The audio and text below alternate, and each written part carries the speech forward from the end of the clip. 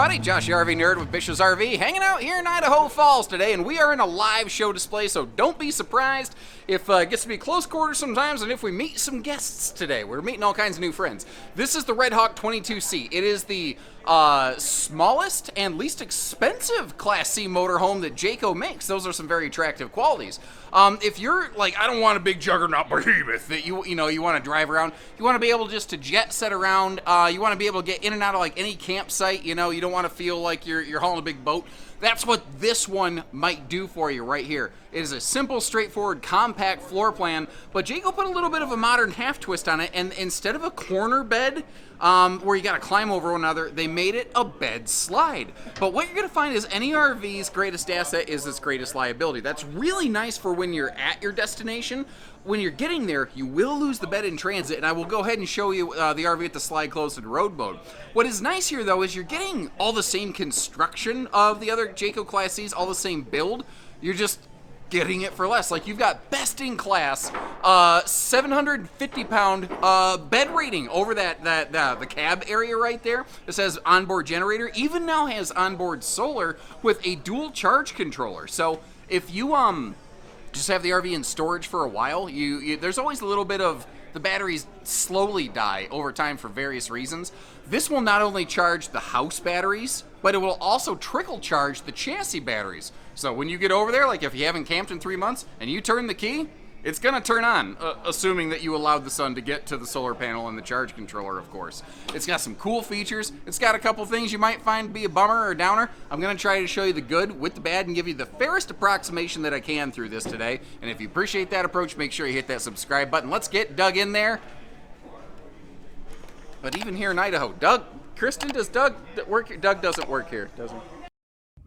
Okay, before I start moving the camera, because some people get motion sick about this, I want you to know I am currently in like insane fisheye wide-angle lens mode.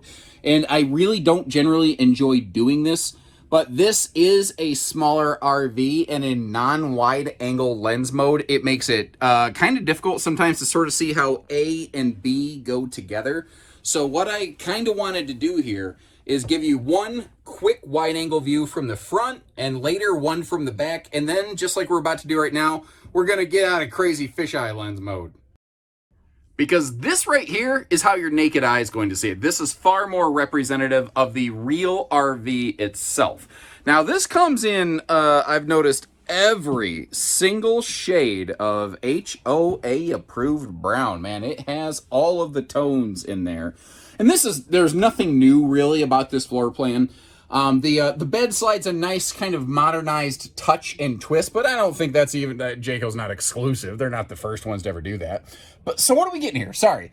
It's 7 foot tall, which is nice. It's wide body, which helps, especially with no slide in the living room. And it also has that central air system, which a lot of coaches in this size, and this is definitely a more budget focused and sensitive category. A lot of coaches this size don't provide that feature.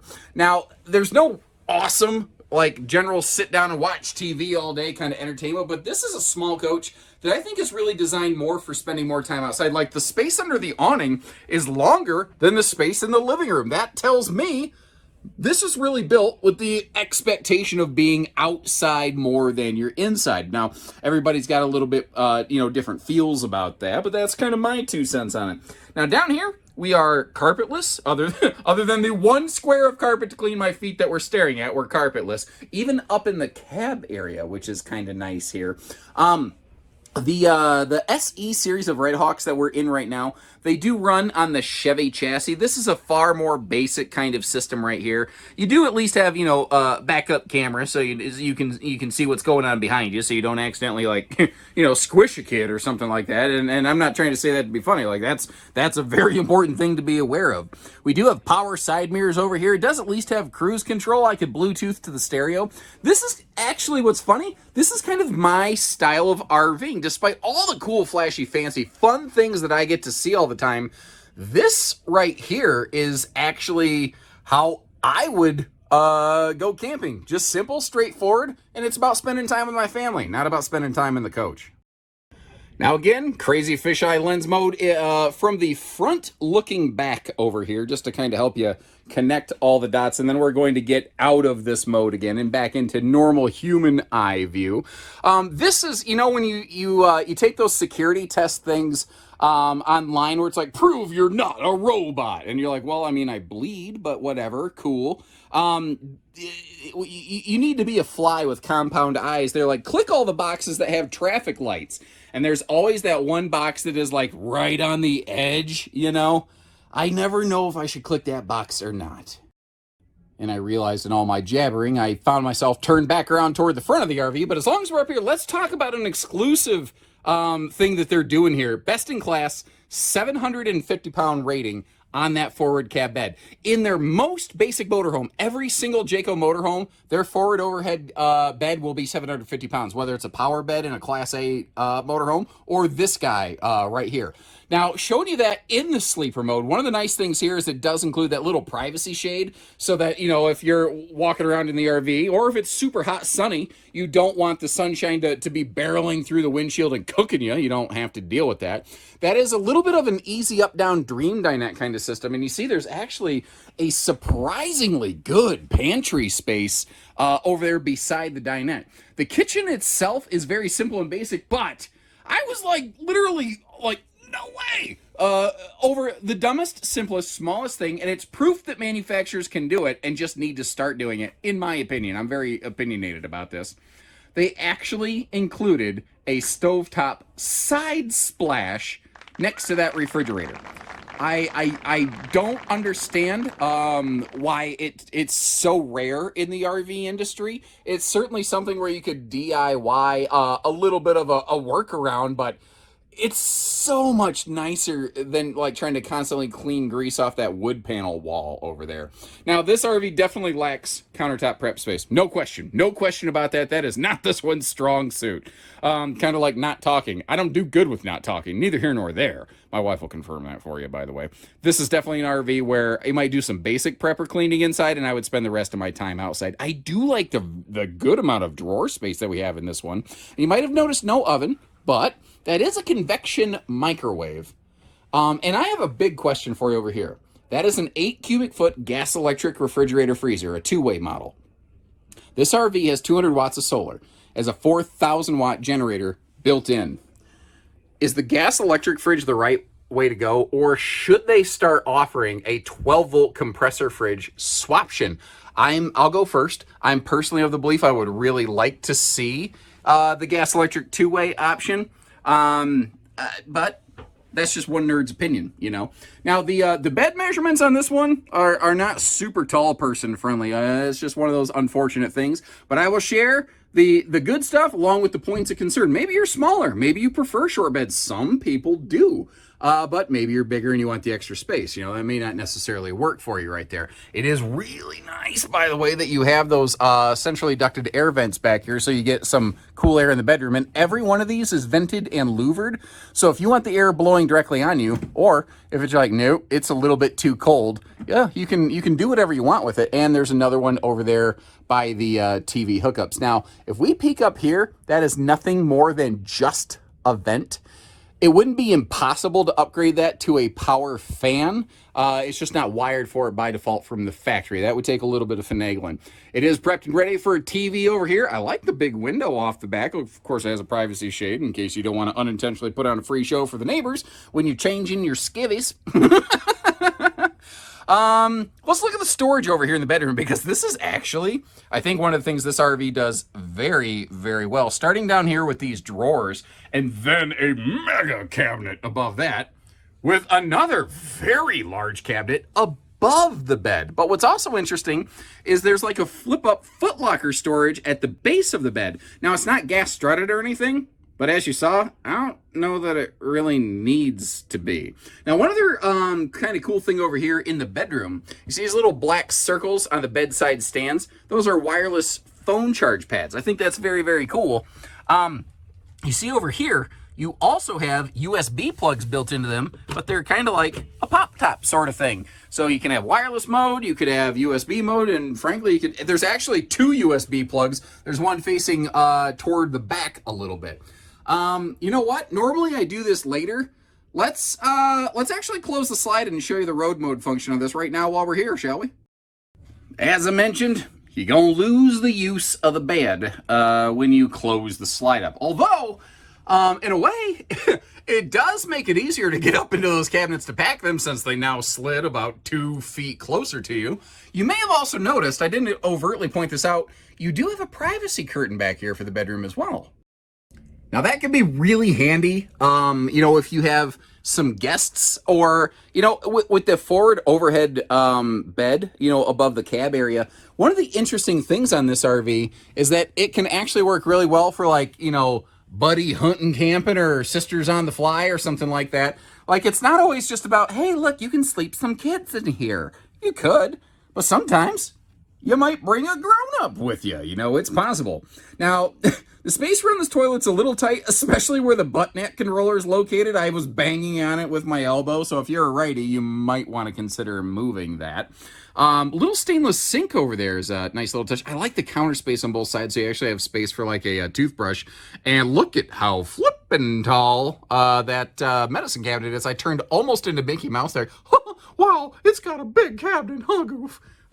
Anyway, I'm sure Disney's going to sue me for that now, and we all know Disney owns the world. Never mind. They own half the moon, I think. Look at the height in the shower. Pretty darn good with that 7-foot ceiling. And you see that bar in there, if you've got a wet swimsuit or towel, you can leave it in there to sort of drip dry. Now, this does have the conventional 4-inch fart fan. It does not have the Fajita Friday fume fighter. Although, depending on whether you do or do not enjoy the neighbors, you could always leave the window open and share a little bit of the goodness with them as well. So I was actually, I thought, done with the video, and I was looking through my footage, and I realized I was very not clear about something, and being kind of jumping around here at this event, I guess I got myself off kilter. I think I've provided the impression so far that this is only available on the Chevy chassis, and that used to be true, but it's not anymore. You can get this exact same floor plan on a Ford chassis. The model number goes from 22C to 22CF. Not real complicated difference. You will change over from the the Chevy V8 to that Ford V8, that big Godzilla motor that they have in there. You will also, with the way the chassis changes, you will change the tow rating on this due to the way the hitch bolts up. Basically, can just hold more weight, and you will go from 5,000 pounds on the Chevy chassis to 7,500 on the Ford chassis. Thing is, Ford chassis does run a little bit more, and I'd be kind of curious. You had your choice. Which one would you go with? Kicking things off out here, we've got that Awning 4000 gas generator right there. Now, it is called a quiet series, but it's still going to make some noise. And remember, you've got your generator exhaust pumping out the side right there. So you may want to kind of keep that in mind depending on where you're camping, who you're camping with, all those kind of handy little things. Taking another look at the weights and the measures over here, giving you an idea of the length of this sucker and whatnot. This being on the Chevy chassis, we're going to have a 5,000 pound tow rating. That's one of the things, the Redhawk SEs, they are on the bow tie chassis versus the blue oval chassis, and they tow 5,000 instead of 7,500 like the Fords. That being said, last I knew, they actually had more torque, so when you hit the accelerator, they are a little bit more responsive, which I really like for the times where I'm, forced to merge into traffic quickly up a very short on-ramp. That is very difficult to do in a lot of motorized RVs. Now, the sidewall here, every now and then I've seen somebody try to criticize Jayco and say, well, their sidewall stops at the nose cap. It doesn't. When you see it in person, you can see how that's actually a full sleeve that goes over the sidewall. And I've even got a factory tour of Jayco's Class C production facility, literally showing it before the cap goes on. So I actually legitimately have proof of that. This is another thing that I think in this class is extremely outstanding because I just don't see it done regularly, and that is their 2+3 year warranty. That is double the warranty coverage of pretty much anybody else in this class. There's also interesting little things here, they do still do a power step versus a little step down bucket, and the reason I kind of like that, there's benefits both ways, but the reason I like it is it means there's only 1-2 steps into the RV, so the step well does not go in deeper than the kitchen cabinetry, which, if you're not paying attention, sometimes I've twisted an ankle up, not paying attention where I was stepping in an RV. Sometimes that happens, and I love this. look where the speakers are. They are right down low, so you can listen to, like, if you're at a campsite, you're sitting there in your camp chair, you know, next to your picnic table, you got the speakers going. I'm kind of curious. Leave me a comment. What are you listening to right now? Looking up top here, you can see they've moved the lights in the awning from some of the previous generation. They put them at the awning base as opposed to in the awning tube. It allows them to go with a little bit bigger, brighter elements, a little more lumens on those, so that you actually get a little more patio light. Although, if you know, it's nighttime, just out of respect, be a little bit cool and kind of turn those lights off so you're not bothering the neighbors. What I'm showing you right there is the stovetop does actually vent outside to exhaust all that heat out there. And we are super close packed in this display today, but I still want to try to get you all the baggage door stuff I can. So first of all, right over here next to the steps, this is going to be our onboard propane system. That's where you do your fill and all that kind of good stuff. Now, Phil allegedly is a doctor and has his own TV show, and boy, does he make more money than me. Look at that guy's watch. Anyway, now let me shed some light on the situation. Where's my flashlight button? There we go. You've got power outlets and outside TV hookups in here, and then that box right there, that is actually that sort of dual-purpose solar controller that, it occurs to me, I don't think I've really talked about so far. Although maybe I talked about it at the start of the video. I've been here at this show display. I'm not in my normal flow and routine of things, so if this is duplicate information at this point, I do apologize. But basically, there's a solar panel on the roof, and that charge controller both charges the house batteries that'll turn on your lights and run your awning, as well as your chassis battery that will turn the motor over and quite literally get your motor running. And I'm aware this is a little disjointed, I do apologize, but we're now, we're in the back driver's side corner of the RV under the bed slide, and this is the single largest outside storage bay. It all hides basically under the portion of the bed that kind of slides in and out. And unfortunately, we are dead against the wall here. They parked this one and they threaded that needle flawlessly, if you ask me. You see, though, that there is a roof ladder to get you up top, and giving you a quick look up there, one of the things that you'll get to see is that solar package that we've talked about a few times. And again, that's a 200-watt panel, which, you know, that is kind of the general benchmark where I think a lot of people feel that's where you start to offset a 12-volt fridge, and especially with this having an onboard generator, I would really appreciate the feedback. Do you think they just shouldn't even offer a 12-volt fridge, or should it at least be a optional kind of thing? So once again, on behalf of Bish's RV, thanks again for tuning in. This is my brother Emilio out here in Idaho Falls. One of the things that I've enjoyed most about being part of a bigger organization like this is getting to meet all the different people that are on the team. So if you're out here in the Idaho area, you want to learn a little bit more about motoring and going, give Emilio a call. We'll get you camping. So take care, stay safe, have fun, and happy camping, everyone.